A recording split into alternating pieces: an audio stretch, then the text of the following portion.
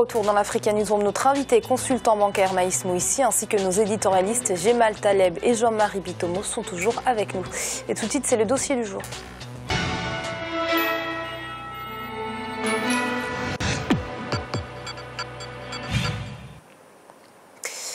La République du Congo s'est engagée depuis quelques années à lutter contre le réchauffement climatique et à préserver ses espaces protégés. Fervent défenseur de l'environnement, le président Denis Sassou Nguesso est personnellement impliqué pour la réussite de ses actions. Zoom sur le combat du Congo en matière d'environnement avec ce reportage de notre correspondant à Brazzaville, Prince Bafolo. Le phénomène du réchauffement climatique prend de plus en plus de l'ampleur dans le monde. En Europe, en Asie, en Amérique, en Océanie et en Afrique, il est difficile de minimiser les conséquences de ce phénomène sur les différents pays et dans la vie des populations. Conscient de cette situation, plusieurs pays s'organisent pour lutter contre ce changement. Chaque État y va de sa stratégie pour réduire et anticiper les dangers. La République du Congo s'est elle aussi engagée à lutter contre ce phénomène planétaire prêt à bousculer nos habitudes. Le président congolais est lui-même artisan de cette lutte. Présenté comme un amoureux de la faune et de la flore, fervent défenseur de l'environnement, Denis Sassou Nguesso a fait de la lutte contre le réchauffement climatique son cheval de bataille.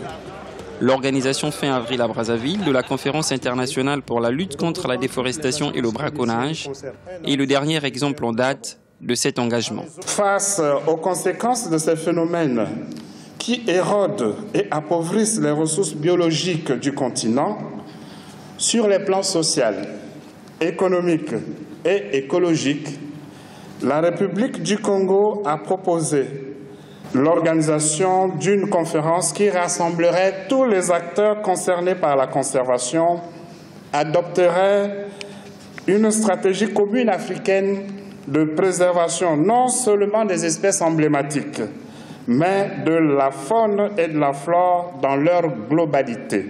Symbole de l'engagement du Congo et des pays de la sous-région, la destruction à l'issue de cette conférence des ivoires saisis auprès des braconniers.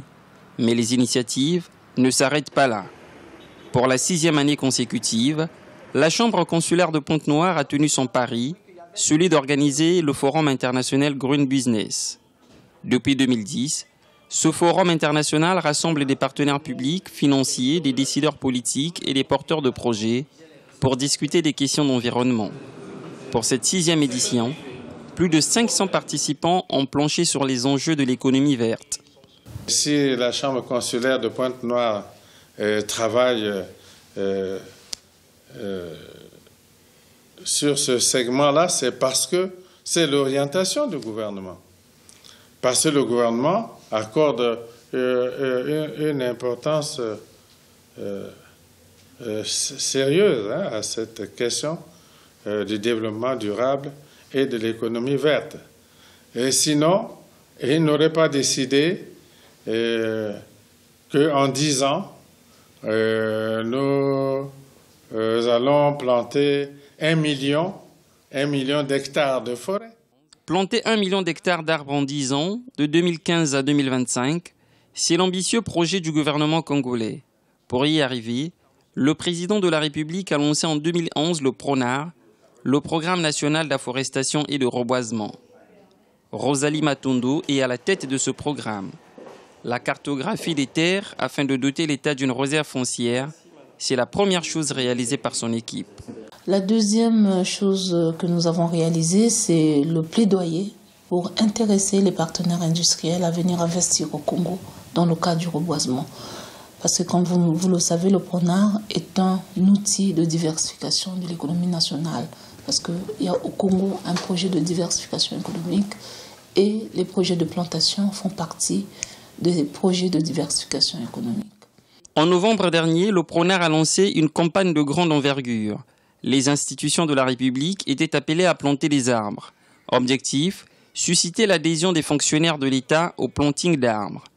À Bambo Mingali, dans cette réserve foncière de l'État située à plus de 70 km à plus au nord de Brazzaville, au total 14 000 plants ont été mis en terre en 5 mois par 10 institutions de la République. Parmi elles, le ministère en charge des voies navigables et de l'économie fluviale. Accompagné du ministre en personne, La délégation a planté 14 280 plants sur un espace de 10 hectares. L'eau passe par l'évaporation au niveau des arbres et cette évaporation provoque la pluie et ces pluies alimentent les cours d'eau. Donc pour nous qui vivons le phénomène de sécheresse sur les cours d'eau, il est important de participer à ce vaste programme de reboisement qui va créer des microclimats dans cet environnement. Avec 250 millions d'hectares, le bassin du Congo est le deuxième massif forestier du monde. Il représente 6% de la superficie forestière du monde entier. Pour les autorités congolaises, c'est un atout à préserver à tout prix. Lutter contre les changements climatiques, c'est aussi impliquer les populations à travers des actions de développement multiformes. C'est dans ce cadre que les Nations Unies ont lancé depuis 2015 le CACORED, cadre de concertation pour la réduction des émissions dues à la dégradation et à la déforestation. Ce handicap, ce concept peine à entrer dans sa phase de démarrage au Congo.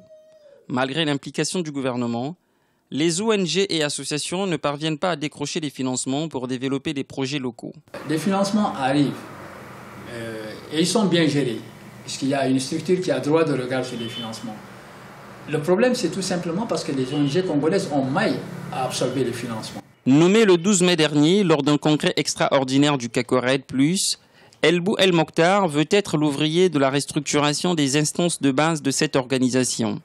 Dans le domaine de l'environnement, il veut une société civile plus dynamique et plus efficace. Nous sommes en train d'élaborer des plans d'action et une stratégie qui va peut-être permettre à cette structure et aux ONG en particulier, autochtones ou organisations de la société civile, d'entrer dans ce qu'on peut appeler la phase de démarrage. Pour permettre au Congo de véritablement entrer dans ce processus RED+, à l'instar de la République démocratique du Congo voisine, de la Tanzanie et de bien d'autres pays africains, la société civile congolaise a besoin de se réorganiser.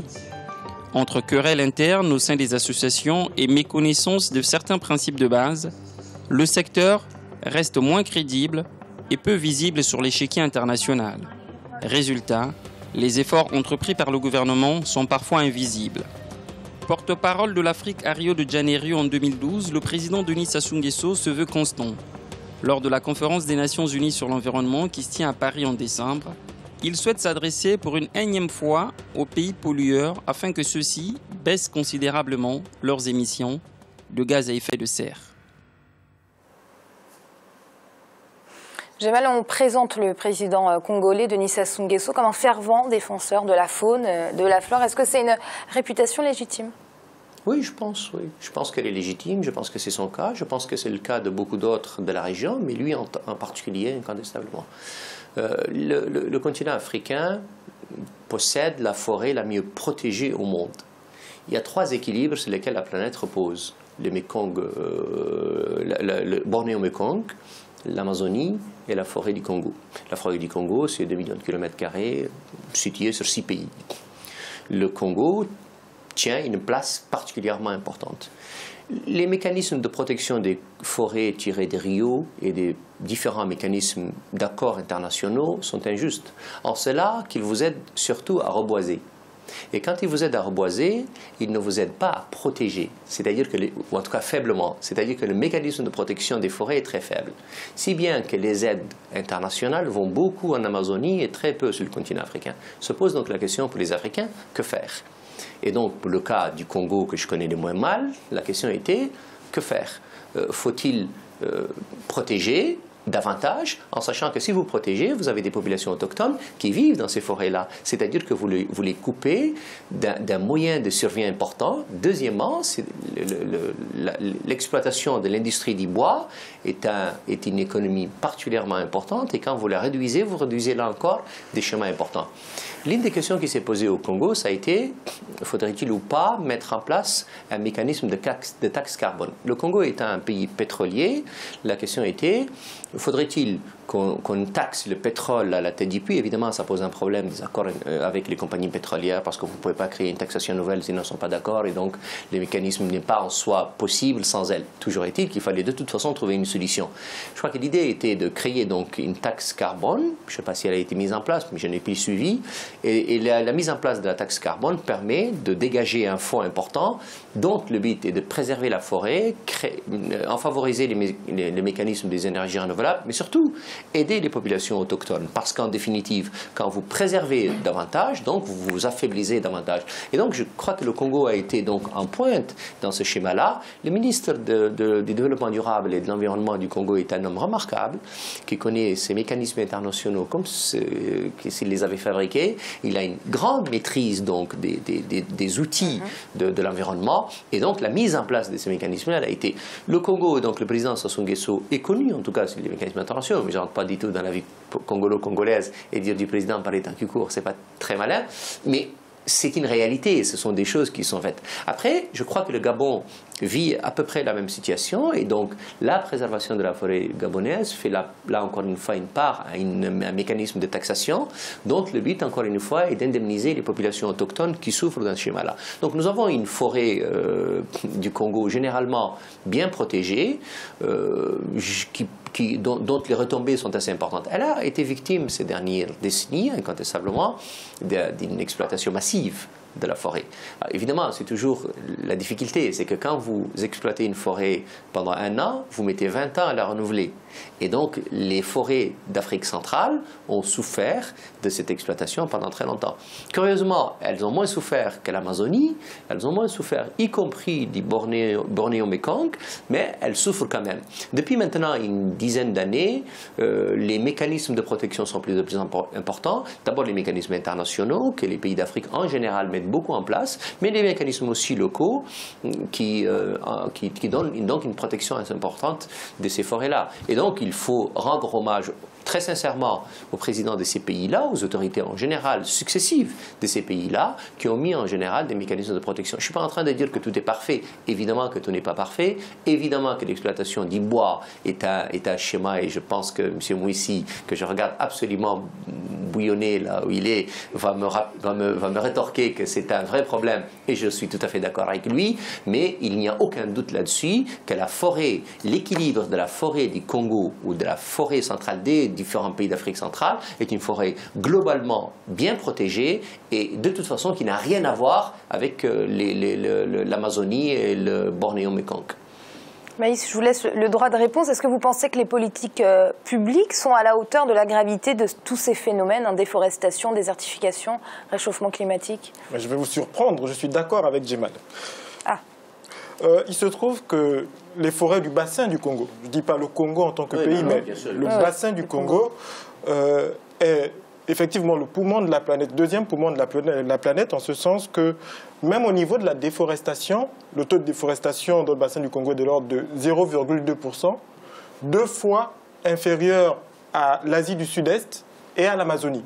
Donc on a là effectivement un pôle que moi je voudrais voir transformé en pôle d'éco-business. Parce qu'aujourd'hui, par la forêt, on a le moyen de faire rentrer des devises dans un pays. Il y a quelque chose qui se crée qu'on appelle le tourisme de biodiversité. On a une biodiversité extraordinaire dans les pays du bassin du Congo. Mais chaque pays a une politique qui lui est propre en matière d'environnement et d'aménagement des forêts. C'est là où il faut mutualiser. Il faut arriver à faire en sorte de unir ces pays, mutualiser leurs efforts, valoriser ensemble du point de vue touristique la destination bassin du Congo, créer des voies de communication entre les différents pays pour permettre une sorte d'inclusion entre ces pays et enfin permettre par la forêt de faire entrer des devises dans le pays. Je voudrais dire aussi que c'est vrai, on a très peu de déforestation en Afrique centrale. Mais ça s'explique par certains phénomènes. La première chose, c'est que la déforestation est généralement du fait de la population. Oui. Il y a environ 170 millions d'habitants dans le bassin du Congo. Lorsqu'on regarde en Asie du Sud-Est, on est à 500, 600 millions d'habitants. on regarde en Amazonie, on est largement au-dessus des 170 millions. Donc, lorsqu'on a beaucoup d'habitants, effectivement, ça entraîne la déforestation. Par ailleurs, l'agriculture, si jamais on a un couvert forestier qui a été protégé, c'est aussi parce que nos pays ne sont pas de grands pays agricoles, à l'inverse de l'Amazonie, où on va retrouver des pays comme le Brésil qui sont de grands pays agricoles et l'Asie du Sud-Est. Il y a donc là effectivement matière, mais je le rejoins. Je ne vais pas saluer avec outrance les chefs d'État de la région, ils font leur travail. Simplement, je dis, il faut continuer et faire en sorte que ces atouts qu'on a, on arrive à les transformer pour que ça permette aussi aux gens d'avoir de l'emploi, ça permette à ces communautés locales de pouvoir y vivre et de trouver également leur gagne-pain. Alors Jean-Marie, c'est une question qui fait débat aujourd'hui. Est-ce qu'on peut accélérer de manière significative le développement économique du continent tout en préservant la planète ?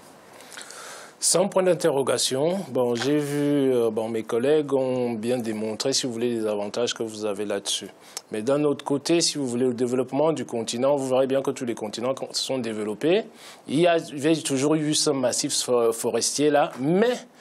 C'est-à-dire, quand on regarde sur le plan international, qu'est-ce qui se passe aujourd'hui? On nous parle du développement durable, je veux bien, mais il ne faut pas que tout repose sur l'Afrique. On se dise que l'Afrique, l'Afrique doit faire le plus d'efforts par rapport aux autres contrées du monde. Puisqu'on a besoin de croissance et de développement. Généralement, si, c'est ce qui est dit tout simplement. Pourquoi? Parce qu'on nous dit que, on a dit aujourd'hui, on vient de voir dans le reportage que la superficie de la forêt équatoriale, c'est comme ça que moi je l'appellerais, la forêt équatoriale, si vous voulez, est une des plus importantes au monde. Donc à partir de là, c'est-à-dire vous avez une dichotomie entre la nécessité de préservation et la nécessité de croissance et de développement des pays africains. Donc là, il s'agit maintenant, si vous voulez, de faire des arbitrages et de se dire que ce qui se passe par exemple au Congo, c'est une très très bonne chose dans la mesure où Djemal vient de le souligner. Vous abattez un arbre. Il vous faut 20 ans pour reconstituer cet arbre-là. Bon, pour garder notre écosystème de manière compétitive, si nous voulons garder nos avantages comparatifs naturels que nous puissions, c'est-à-dire transformer en avantages compétitifs économiques maintenant, ce serait la bonne chose. Donc à ce niveau-là, j'estime que c'est quelque chose qui n'est pas simple à gérer d'un côté, si vous voulez, la croissance de nos économies, puisque la plupart sont basées sur l'agriculture, et demander cet effort-là aux pays africains, même si l'exploitation à ce niveau, quand on fait la comparaison par rapport au Brésil, la croissance économique du Brésil et le niveau de développement du Brésil, ce n'est pas le niveau de développement de la forêt, des économies de la forêt équatoriale. Djemal, rapidement. Alors, rapidement, je réagis à ce que donc M. Moussi a dit, et je suis globalement d'accord avec ce qu'il a dit, mais deux petits bémols.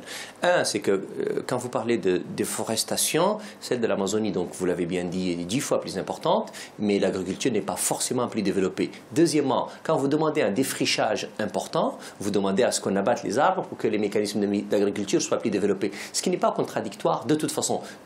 Troisièmement, c'est qu'on est capable d'avoir une agriculture qui fonctionne bien, des terres arables, suffisamment arables pour produire donc beaucoup d'agriculture et des forêts importantes. Et l'équation agriculture-forêt ne sont absolument pas antinomiques. Quant au schéma, Amira, que vous avez posé, donc c'est la question de savoir est-ce qu'il y a une guerre entre le développement et l'environnement. Moi, je pense que, évidemment que oui. Évidemment que ce qui a permis aux Occidentaux de se développer n'est pas possible, en tout cas à leurs yeux aujourd'hui, pour d'autres pays. Mais enfin, d'autres pays ne vont pas les écouter, ils vont se développer quand même. Quand vous demandez aux Chinois de ne pas avoir une voiture et un niveau de vie des Occidentaux, vous pouvez rêver comme vous voulez, il va l'avoir. Il va l'avoir parce qu'il a besoin de confort aussi. En tout état de cause, et là, c'est le cas spécifique de la forêt, les choses ne sont pas contradictoires. Mieux vous préservez votre forêt, plus vous êtes riche. Mieux vous la préservez, plus vous vous développez. C'est aussi simple que ça.